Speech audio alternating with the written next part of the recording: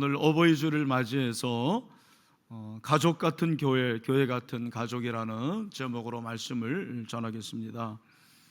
로버트 뱅크스라는 신학자가 쓴 바울의 그리스도인 공동체 사상이라는 책이 있는데, 거기 보면 1세기 초기 그리스도인들 공동체의 모습이 나옵니다.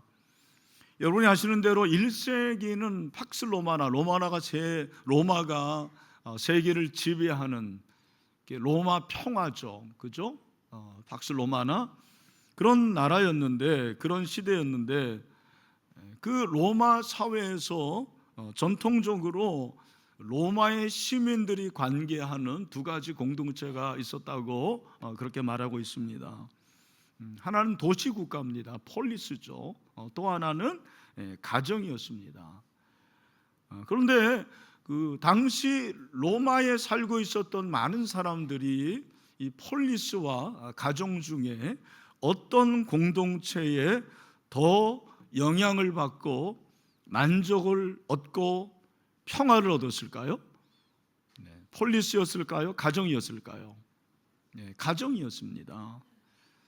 그러니까 그 당시가 철저한 계급 사회였고, 그 사회 안에 노예들이 수백만이 있지 않았습니까? 노예들은 사람 취급을 받지 못했죠. 그리고 그 당시에도 가정에 부모에 얹혀 사는 그런 사람들이 많았다고 하고, 소외받은 사람들, 또 결혼하지 않은 성인들, 버림받은 사람들이 적지 않았다고 합니다. 이들이 국가나 도시에서는 늘 좌절을 경험하는 거예요. 패배의식을 경험합니다. 외로웠습니다. 하지만 그래도 가정에 가면 가정에서 쉼을 얻고 만족을 얻고 가정에서 행복을 느낄 수가 있다는 것입니다. 바로 이때 1세기에 가정과 더불어서 로마 사회에 엄청난 영향력을 끼친 새로운 공동체가 생겨났습니다. 그 공동체가 뭘까요? 교회죠. 교회 공동체가 생겨났습니다. 물론 그 당시의 교회는 오늘날처럼 이렇게 건물을 갖추거나 조직을 갖춘 그런 교회가 아니었습니다. 지하교회였죠. 카타콤 동굴에서 그들이 모여 살았습니다. 그러면서 공동체를 일으켰는데, 그 교회 공동체의 결속력이라는 것이 엄청났습니다. 가족보다 더 친밀했습니다. 너무너무 뜨거웠고 그리고 가까웠습니다. 생명을 내어줄 정도로 그런 관계였던 것이죠. 저는 우리 신일교회가 이런 교회가 되기를 소망합니다. 목사에게는 항상 꿈이 있습니다. 건강한 교회, 하나님이 원하시는 교회를 세워나가려는 꿈입니다. 그런 꿈을 가지고 우리 교회가 어떤 교회인가가 연구 목표에 잘 나와 있습니다. 여러분들 친구가 너 신일교회 다니는데 신일교회가 어떤 교회야? 그랬을 때 우리 신일교회 너무 좋은 교회고 최근에는 주차장도 마련했어. 그런 걸로 하나로 그런 얘기 들어도 감동 안 받습니다. 그럴 때 어떻게 우리 교회를 소개해야 되느냐? 자, 우리 여기 한번 읽읍시다. 시작. 기쁘시게 하는 교회, 사람을 세우는 교회, 영혼 구원하여 제자 삼는 교회. 아멘. 저는 우리 교회가 하나님을 기쁘시게 하는 교회가 되기를 소망합니다. 평소에도 동역자들이 많았으면 좋겠어요. 목장들이 그렇게 세워지고 목자들이 작은 목사가 되기를 소망합니다. 영혼이 계속해서 탄생되고 생명이 탄생되어서 그들이 제자가 되기를 원합니다. 더불어서 제가 원하는 교회의 모습이 바로 오늘 설교의 제목입니다. 뭐죠? 가족 같은 교회, 교회 같은 가족입니다. 따라합시다. 가족 같은 교회, 교회 같은 가족. 여러분, 이 교회의 원형이 예루살렘 교회에 있었습니다. 사도행전 2장 42절에 뭐라고 그랬어요? 우리 같이 한번 읽읍시다. 그들이 사도의 가르침을 받아 서로 교제하고 떡을 떼며 오로지 기도하기를 힘쓰니라. 아멘. 우리 교회가 이런 예루살렘 교회 같은 거룩한 공동체 되기를 소망합니다. 오늘 이 본문은 바울이 그의 제자 디모데에게 하신 말씀입니다. 목회서신입니다. 그 교회 안에 다양한 계층의 사람들이 있는데 그 교인들을 어떻게 대할 것인가 가르쳐 줍니다. 그런데 우리가 주목해야 될 것은 바울이 교회를 소개할 때 이 교회가 우리가 알고 있는 그런 교회 모습이 아니고 가족으로 그렇게 소개를 하는 것 같아요. 바울이 본문에서 염두에 두고 있는 것은 그 교회의 개념이 가족과 같아요. 너무너무 사랑스럽고 그리고 서로 하나 될 수 있는 행복한 그런 공동체라는 것입니다. 그래서 그 가정같이 가족처럼 서로 격려하고 서로 존경하고 돌볼 것을 그렇게 말하고 있습니다. 가족 같은 교회, 교회 같은 가족입니다. 그러면 가족 같은 교회, 교회 같은 가족에는 어떤 특징이 있나, 무엇이 있을까라는 질문을 해보게 되는 거죠. 오늘 제가 세 가지를 여러분들에게 말씀을 드리겠습니다. 여러분들이 기억하시면 좋을 것 같아요. 첫 번째, 가족 같은 교회, 교회 같은 가족에는 격려가 있습니다. 뭐가 있어요? 격려. 1절, 늙은이를 꾸짖지 말고 권하되 아버지에게 하듯 하며 젊은이에게는 형제에게 하듯 하고. 여기 늙은이는 나이가 많은 분들이에요. 어르신들입니다. 제 생각에는 다음에 성경을 번역할 때는, 개정할 때는 늙은이라고 하면 안 될 것 같아요. 요즘에 늙은이 하면 큰일 납니다. 그죠? 어르신들을 꾸짖지 말라. 꾸짖지 말라라는 것은 언어적으로는 주인이 노예를 나무라는 거, 그것을 여기 꾸짖는다, 그런 의미입니다. 굉장히 거칠고 우악스러운 질책이라는 말입니다.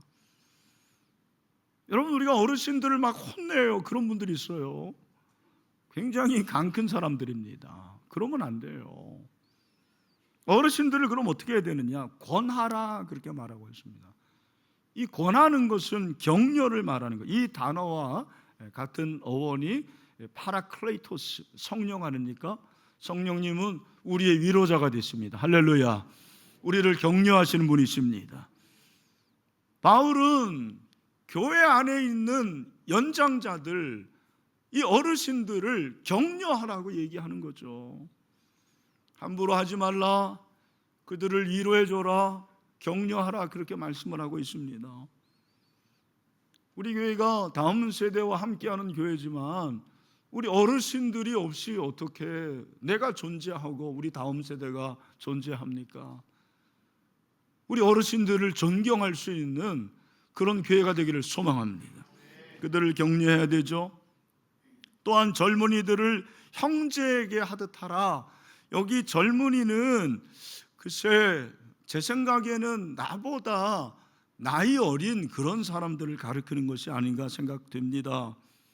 그리고 청년들을 말하기도 합니다. 교회 안에 청년들을 우리가 어떻게 대해야 됩니까?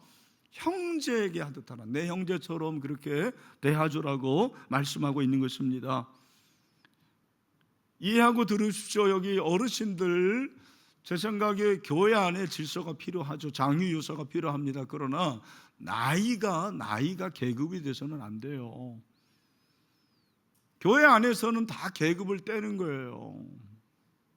우리 다 예수 그리스도 안에서 같은 형제 자매입니다. 그런데 내가 나이 많다고 해서 그렇게 섬김 받기를 원하고 자기의 권위를 드러내면 그건 권위주의가 되는 거죠. 하나님이 그걸 원하시지 않아요. 그런 사람들, 이렇게 자기 나이 많은 거를 과시하고 또 그렇게 아랫사람들을 좀 함부로 하대하는 사람을 가리켜서 뭐라 그래요? 꼰대라 그럽니다. 목사가 꼰대가 될 수 있는 거죠. 장로님들이 꼰대가 될 수가 있습니다. 권사님들이 꼰대가 될 수 있는 거예요. 정말 우리 젊은이들이 얼마나 소중한 분들입니까? 이 폐역한 세대 가운데서 우리 청년들이 하나님을 예배하는 것 자체가 기적입니다. 하나님을 예배할 때 하나님이 받아주십니다. 어제도 제가 결혼 예비 결혼 교실에서 강의하면서 그 청년들을 보니까 너무 마음이 좋아요. 정말 다이아몬드 같다라는 그런 생각이 들었어요. 소중한 자들, 하나님께서 우리 젊은이들을 얼마나 사랑하십니까? 그들이 교회 와서 또 봉사를 많이 해요. 꾸준히 일을 합니다. 우리 젊은이들이, 청년들이 일꾼이 아니에요. 여러분, 근로자가 아니에요. 교회 와서 근로하면 되겠습니까? 교회는 섬기는 곳입니다. 그래서 하나님을 섬기는 거죠. 우리 서로를 섬기는 곳입니다. 그러므로 우리 교회 내 젊은이들을 축복합시다. 격려합시다. 격려가 중요해요. 격려가 얼마나 중요합니까? 조디 애덤스는 격려는 영혼의 산소다 그랬어요. 지금 엄청난 공기가 있죠. 여기 뭐 질소도 있고, 이산화탄소도 있고, 이런 많은 공기가 있습니다만 산소가 없으면 우리 어떻게 됩니까? 죽어요. 산소가 없으면 죽는 겁니다. 격려는 산소와 같아요. 격려가 없으면 생명력이 없는 겁니다. 나이 드신 분들일수록 격려가 필요하다고 생각해요. 왜냐하면 나이가 들면 이상하게 찬밥 신세가 되는 것처럼 느껴집니다. 나이가 들면 인정받을 기회가 많지 않아요. 그게 팩트입니다. 우리 사회가 유교 사회임에도 불구하고 다른 나라에 비해서 정말 한 60만 넘으면 퇴물 그렇게 생각하는 것 같아요. 여러분 미국을 보십시오. 80이 넘어도 대통령 후보가 될 수가 있는 거예요. 중국도 마찬가지입니다. 나이 든 것이 연륜이고 그것이 면류관이고 엄청난 큰 축복이거든요. 그들을 격려하는 것이 무엇이냐면 그분들에게 묻는 거예요. 할아버지 어떻게 하면 좋겠어요? 어머니 어떻게 하면 좋겠습니까? 장로님 어떻게 하면 좋겠습니까? 물어야 돼요. 그들의 지혜를 우리가 얻어야 되죠. 뿐만 아니라 젊은이들에게도 애정을 가지라는 것은 그들을 격려해 주라는 거예요. 젊은이들을 격려해야 돼요. 정말 오늘날 젊은이들이 우리의 격려가 필요한 자들입니다.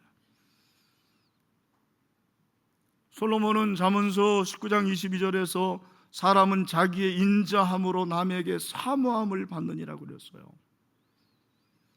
자기의 인자함, 자기의 사랑, 자기의 격려로 다른 사람에게 사모함을 받아요. 제가 23년 목회하면서 깨달은 몇 가지 중에 하나는 사람은 격려하는 사람 주변에 모이는 거예요. 다른 사람을 비난하고 욕하고 그리고 지적하고 하는 사람 주변에는 사람이 모이지 않아요. 물론 저는 그런 사람들 필요하다고 생각해요. 공동체에 잘못된 것을 지적하고 공의를 그렇게 추구하는 것도 필요합니다. 그러나 인간관계에서는 항상 격려하는 것이 필요한 것입니다. 격려는 칭찬과 다릅니다. 칭찬은 잘한 것을 잘했다고 하는 게 칭찬이에요. 격려는 잘 못해도 잘할 가능성이 있다고 용기를 주고 북돋아 주는 게 격려죠. 여러분의 자녀가 그럴 일은 없지만 꼴찌를 해왔으면 어떻게 됩니까? 잘했다고 그래야 돼요? 그때는 잘했다고 그러면 안 돼요. 뭐라고 그래야 돼요? 잘할 수 있다. 그죠? 꼴찌를 했으니까 더 이상 내려갈 데가 없지 않습니까? 뭐만 남아있는 거예요? 올라갈 일만 남아있는 거. 할렐루야. 그죠? 1등만 해서 잘했다고 그러는 게 아니죠. 사실 저도 이렇게 말하지만 이렇게 말할 자신이 없습니다. 그러나 그렇게 하려고 노력을 하는 것입니다. 특별히 저는 격려를 말로 해야 된다고 생각을 해요. 하나님이 왜 우리에게 언어를 주십니까? 격려하라고. 옆에 있는 사람을 격려하시길 바랍니다. 우리가 서로 격려합시다. 뭘로? 말로. 그죠? 네, 오늘 옆에 있는 분들에게 한번 격려 한번 해보세요. 또 막상 하라고 하면 그죠? 오늘 멋있습니다. 네, 함께 예배할 수 있어서 기쁩니다. 네, 당신을 보니까 행복합니다. 그런 게 격려죠. 우리가 격려해야 돼요. 말로 격려해야 돼요. 그리고 아주 사소한 것으로도 격려할 수 있습니다. 저는 그게 작은 인생의 MSG라고 생각해요. MSG 아시죠? 네. 그런 조미료가 좀 필요해요. 우리 형제들, 우리 남편들 맨날 아내를 윽박지르지만 하지 마시고 정말 그런 조그만 사소한 그러나 그런 이벤트가 참 필요한 거예요. 간혹 가끔 가다가 꽃도 한번 사 바쳐 보시고 선물도 좀 가끔 하고 나랑 데이트 한번 해보자고 하고 이런 것들 저도 잘 못합니다만 그래도 이렇게 얘기합니다. 잘 하려고. 근데 제일 중요한 격려는 저는 기도라고 생각합니다. 여러분 기도로 격려합시다. 정말 기도만큼 좋은 격려는 없는 것 같습니다. 세일의 특별새벽 부흥회 24차 여러분 이 교재 뒤에 한 600명 정도의 기도 제목이 있어요. 강사들이 놀랍니다.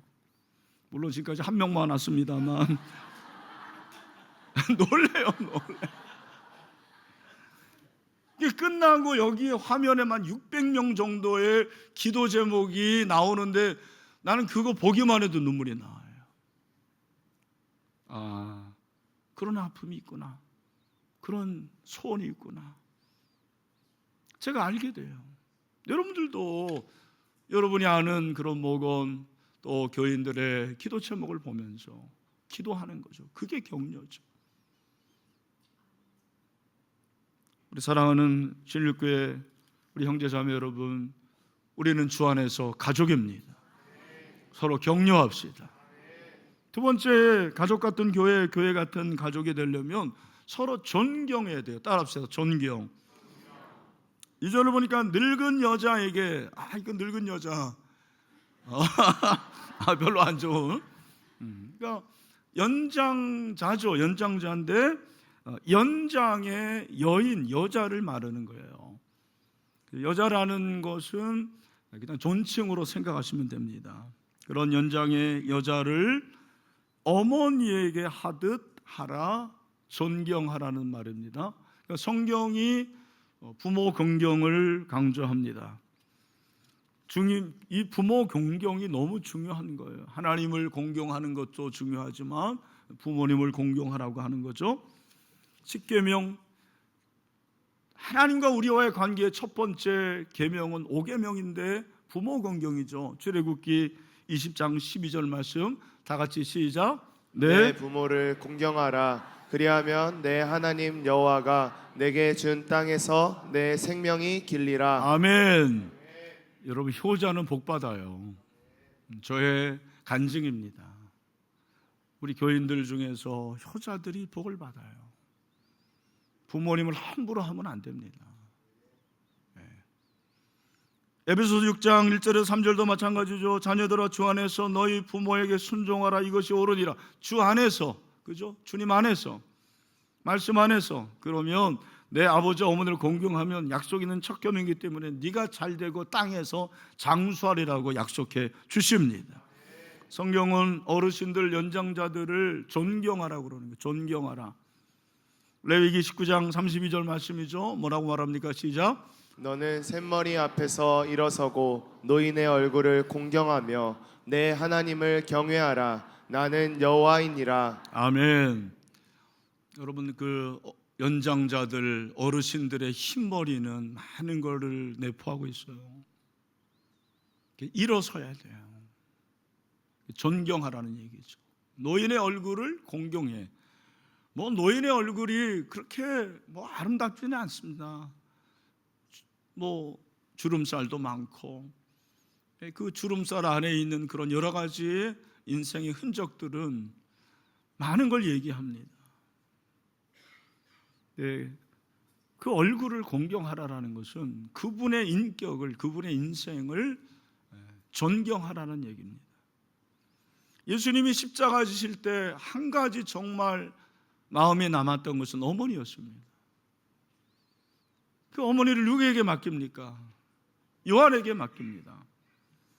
요한복음 19장 27절의 말씀 보니까 또 그 제자에게 이르시되 보라 내 어머니라 하신데 그때부터 그 제자가 자기 집에 모시니라. 예수님의 형제들이 있었어요, 없었어요? 근데 왜 요한에게 맡깁니까? 제 생각에 요한이 어머니를 제일 잘 섬길 분이기 때문에 그런 것 같습니다. 제일 존경하는 사람이었으니까. 우리 사랑하는 신일교회 우리 형제자매 여러분, 우리 부모님을 존경합시다. 어르신들을 존경합시다. 존경해야 돼요. 이 존경은 연장자만이 아니고 나이 어린 사람에게도 마찬가지입니다. 오늘 2절 하반절에 보니까 젊은 여자에게는 온전히 깨끗함으로 자매에게 하듯 하라, 그렇게 말하고 있습니다. 그러니까 젊은 여자, 나보다 연하인 그러한 여인들, 우리 자매들에게도 온전히 깨끗함으로 그렇게 말씀하고 있습니다. 온전하라는 거예요. 깨끗함, 이 깨끗함은 성적으로 깨끗한 것을 말합니다. 잘 들으셔야 됩니다. 그러니까 교회 안에 다른 이성에게 함부로 성적으로 음담패설을 한다든지 성적 희롱, 그 다음에 성적 터치, 이런 것들을 하지 말라라는 거예요. 이건 마음속으로도 마찬가지입니다. 마음속으로 불순한 정욕을 품지 않은 상태를 말합니다. 젊은 여자를 대함에 있어서 흑심을 품지 말라라는 거예요. 아마 디모데가 젊었기 때문에 이런 말씀을 하실 수도 있겠죠. 그러나 젊든지 나이가 들든지 상관이 없습니다. 이 부분을 조심하라는 것입니다. 예수님은 마음으로 간음하는 것도 이미 간음한 것이라고 말씀하십니다. 우리 형제 자매들 잘 들으셔야 됩니다. 교회 내에서 이성적으로 늘 조심해야 됩니다. 부부가 아닌 이성이 단 둘이서 만날 이유가 없습니다. 정 만나려면 제3자가 있어야 됩니다. 외부에서 만나면 안 됩니다. 근본적으로는. 그리고 제가 몇 번 얘기했습니다만 우리 교역자들에게 늘 얘기하는 것은 신방 갈 때 단둘이 가지 마라. 어쩔 수 없이 단둘이 갈 때는 차를 탈 때 조수석에 앉히지 말고 뒤에 꼭 앉히라고 합니다. 굉장히 중요한 거예요. 그러니까 여러분들이 늘 조심하고 카톡도 조심해야 됩니다. 그러니까 부부 외에 이성하고는 텍스트만 전달하시길 바랍니다. 뭐 이모티콘 이런 거 하트 뿅뿅 날릴 필요가 없어요. 그러니까 그 하트를 뿅뿅 날리면은 이게 또 바보 같은 남자들이 그렇게 생각한다고요. 그러면 안 돼요. 이게 진짜 중요한 부분입니다. 그러니까 내가 그 자매를 존중하기 때문에, 존경하기 때문에 그러는 거예요. 함부로 하면 안 되는 거예요. 3절에서는 참 과부인 과부를 존대하라. 이 참 과부는 그럼 뭐 진짜 과부가 있고 가짜 과부가 있나? 아니, 참 과부는 쉬운 성경을 보면 외로운 과부라고 그랬어요. 사별한 과부예요. 진짜 과부는, 죄송합니다, 혹시 해당되는 분이 있을지 모르지만 돌싱 과부가 아니고 사별한 과부가 진짜 과부라는 거예요. 그 사별한 과부는 특별히 존경해주고 그리고 그를 존대해주라고 그렇게 말씀을 하고 있습니다. 우리 신일교회 안에도 이런 분들이 있습니다. 늘 우리가 관심을 가져야 되고 아무쪼록 우리가 서로 주 안에서 존경할 수 있게 되기를 축원합니다. 마지막으로 가족 같은 교회 같은 가족은 자, 첫 번째는 뭐였죠? 격려. 두 번째는, 세 번째는 돌봄입니다. 따라합시다. 돌봄. 여기서 우리가 주목해야 될 부분이 8절이죠. 누구든지 자기 친족, 특히 자기 가족을 돌보지 아니하면 믿음을 배반한 자요 불신자보다 더 악한 자니라, 그렇게 말씀하고 있습니다. 잘 들으십시오. 우리가 교회 안에서 하나님을 섬기는 데 있어서 정말 중요한 우선순위가 뭐냐면 가족을 잘 돌보라는 거예요. 만약에 가족을 잘 돌보지 않는다 그러면 사도 바울은 오늘 8절에서 뭐라고 말하냐면 믿음을 배반한 자라 그럽니다. 믿음을 배교자라는 거죠. 이 단어가 목회 서신에서 6번 사용됐다고 그랬는데, 대표적으로 디모데후서 2장 12절 참으면 또한 함께 왕노릇 할 것이요 우리가 주를 부인하면 주도 우리를 부인할 것이라. 그러니까 내가 가족을 잘 돌보지 않으면 그게 바로 예수님을 부인하는 것과 같다, 그렇게 얘기를 하는 거죠. 엄청난 얘기를 하는 겁니다. 내 부모와 내 조부모를 존경해야 되고 돌봐야 되는 거죠. 교회 내에 다른 사람에게 우리가 격려하고 존경하는 것도 중요하지만 내 가족이 중요한 거라는 것입니다. 왜 그렇습니까? 돌보는 것은 사랑이기 때문입니다. 돌보는 것은 사랑입니다. 하나님 우리를 돌보십니다. 출애굽기 3장 16절 뭐라고 그랬습니까? 좀 길지만 우리 가정에 있는 분들도 같이 한번, 또 부속실에 있는 여러분들도 한번 크게 읽어보세요. 시작. 너는 가서 이스라엘의 장로들을 모으고 그들에게 이르기를 여호와 너희 조상의 하나님 곧 아브라함과 이삭과 야곱의 하나님이 내게 나타나 이르시되 내가 너희를 돌보아 너희가 애굽에서 당한 일을 확실히 보았노라. 아멘. 여기 보니까 하나님이 이스라엘 백성들을 어떻게 하십니까? 돌봐주세요. 우리 사랑하는 형제자매 여러분, 하나님이 저와 여러분을 돌보아 주십니다. 그게 사랑이에요. 우리의 모든 것들을 하시고 상황과 처지를 아셔서 돌보아 주신다고 말씀하십니다. 그러므로 우리도 서로 돌보아 주는 것입니다. 가족 안에서 서로 돌보아 주기를 바랍니다.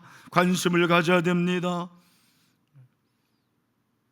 자, 여기서 이제 중요한 질문, 어려운 질문이 나오는 거죠. 그럼 목사님, 교회가 먼저입니까? 가정이 먼저입니까? 신앙생활을 하는 게 먼저입니까? 가정생활을 하는 게 먼저입니까? 여러분, 뭐가 먼저입니까? 이 질문에 대해서 저는 지혜가 필요하다고 생각을 합니다. 어떤 답을 달기 전에 저는 이제 어떤 생각을 하냐면, 가정이 먼저냐 교회가 먼저냐를 질문하지 말고 어떻게 조화롭게 균형을 이룩할 것인가, 그게 중요하다고 생각해요. 만약에 여러분들이 교회 생활에서 열심히 봉사하고 섬기는데 여러분의 남편이 당신 너무 열심히 하는 것 같아, 그럼 어떻게 됩니까? 속도와 열심을 조절해야 돼요. 저는 그렇게 생각합니다. 속도와 열심을 조절할 필요가 있는 거예요. 대화에서 그럼 여보, 내가 어느 정도 섬기면 좋을 것 같아? 서로 소통이 돼야 돼요. 교회 청소는 열심히 하는데 집에 가면 청소 하나도 안 해. 그러면 우리 하나님이 슬퍼하세요. 이건 남자들도 마찬가지입니다. 교회에서는 열심히 그렇게 봉사하고 하는데 집에 가서는 손 하나 까딱 안 한다? 회개하시길 바랍니다. 굉장히 중요한 문제입니다. 그러니까 이단의 특징은 가정을 파괴하는 거예요. 사단이 그렇습니다. 왜 이런 말씀을 하시냐면, 이런 문제로 인해서 신앙이 파탄이 되고 부부관계가 파탄이 되는 거예요. 그걸 사단은 너무 좋아하는 거예요. 그러니까 아예 교회 다니지 못하게 하고 예수 믿지 못하게 하는 건 또 다른 문제입니다. 그러나 우리가 섬기고 또 돌보는 것 가운데서 가족을 돌보는 거, 그러니까 이게 이제 세대마다 다른 거예요. 저 같은 목회자는 제가 본 우리 선배들이 다 가정보다 목회를 먼저시 한 분들이에요. 우선시 한 분들이에요. 고옥하는 목사님, 여러분 아실 거예요. 장례식에 보니까 가족 사진이 한 장이 없는 거예요. 너무 목회를 열심히 해가지고. 저는 그런 정도는 아니거든요. 그러나 목회가 먼저이라고 생각할 때가 많아요, 저는. 그래서 우리 어머니에게도 부모님에게도 죄송스럽고 우리 형제 자매에게도 죄송스러울 때가 많죠. 우리 후배들은 다르다고 생각해요. 아니, 달라야 됩니다. 지금 그러면 안 돼요. 그러면은 교회가 가정이 깨질 수도 있는 거잖아요. 그럼 안 되죠. 저는 여러분에게 하나님이 주시는 지혜가 필요하다고 생각합니다. 그러나 중요한 것은 가족을 잘 돌봐야 되는 거예요. 우리의 가족이 천국이 되기를 소망합니다. 마지막으로 특별히 가까운 사람을 잘 돌보십시오. 제가 늘 얘기하는 것입니다. 오늘 이 본문에 나오는 관계들은 다 가까운 관계들입니다. 먼 관계들이 아니에요. 가까운 교인, 가까운 가족, 격려하고 존경하고 돌봐야 되는데 이게 어려운 거예요. 가까운 사람을 존경하기가 어렵죠. 가까운 사람을 격려하기가 어렵습니다. 우리 남편들 부탁합니다. 아내를 좀 존경하고 격려하십시오. 아내를 돌보십시오. 우리 아내들이요, 남편을 격려하고 존경하고 돌보세요. 특별히 내 남편이 50대다 그런 분들은 특별히 관심을 가져야 돼요. 왜 웃으시는지 모르겠지만 최근에 통계를 보니까 우리 OECD 국가에서 대한민국이 자살률 1위인데 자살을 제일 많이 하는 연령대가 50대예요. 왜 그럴까 생각해 보니까 남의 얘기가 아닌 거예요. 50대는 정말 어려운 때입니다. 이제는 직장에서도 은퇴할 때가 됐고 사업을 하는데도 쉽지 않고 힘도 빠지고 그런데 되는 일은 없고 어쩔 수 없이 인생의 막다른 골목이 그 앞에 있는 거죠. 그래서 50대 남편을 둔 아내들이요, 오늘 집에 가셔서 보신탕 먹으면 안 돼요. 보신, 네. 보신을 해야 됩니다.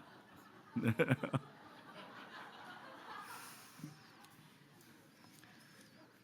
네, 가까운 사람을 존경합시다. 대한민국에서 정말 불가사의한 일 중에 하나가 뭐예요? 은퇴한 남편을 존중하는 겁니다. 은퇴한 남편 존경하기가 너무 어려운 거예요. 근데 솔직히 말해서 그동안 고생 많이 했지 않습니까? 인정해 줘야죠. 그래서 제가 남편이기 때문에 어쩌면 아내들에게 요구하는 부분들이 좀 있을지 모르겠지만 우리 남편들도 정말 아내를 존경했으면 좋겠습니다. 돌보기를 바랍니다.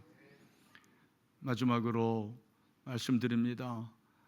그래도 끝까지 내 옆에 남을 사람은 배우자밖에 없더라고요. 근데 그 배우자도 금방 떠납니다. 꼭 기억하십시오. 그래서 오늘 말씀 꼭 기억하면서 우리 신일교회가 가족 같은 교회 됐으면 좋겠습니다. 교회 같은 가족이 되기를 소망합니다. 그래서 격려하고 존경하고 서로 돌볼 수 있는 천국 공동체가 되기를 주님의 이름으로 축원합니다.